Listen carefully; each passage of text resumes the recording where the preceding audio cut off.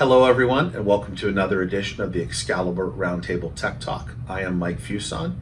We're going to continue our discussion around CMDB, your configuration management database. In our last episode, we talked a little bit about reassessing what you're doing with the CMDB. Now, why are these reassessments happening? Why are people looking at this today?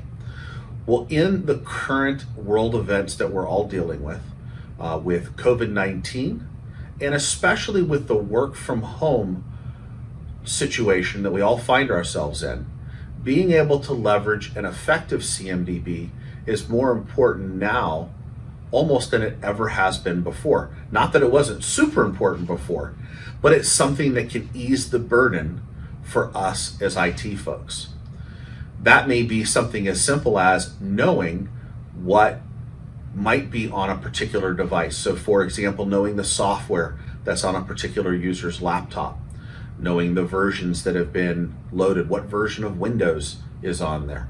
As Microsoft releases new updates to Windows 10, are they on the current build, not on the current build? Being able to assess the different challenges and problems that might be presented by those situations, by having that data available to us. It could be knowing all of the servers that we have within our environment, or it could be other simple use cases, which we'll cover in future episodes, of specific use cases that we've seen customers leverage their CMDB to help them more effectively manage their organization. But it's leveraging that CMDB to help us understand what's going on overall. As we have different challenges that occur within the environment, can we correlate information to identify that maybe we've got an update that's needed for certain laptops? Maybe a BIOS update is required, security concerns that come up. And when we are now all in this work from home mode, you can't just as easily just scan your network, see what's out there and potentially push an update.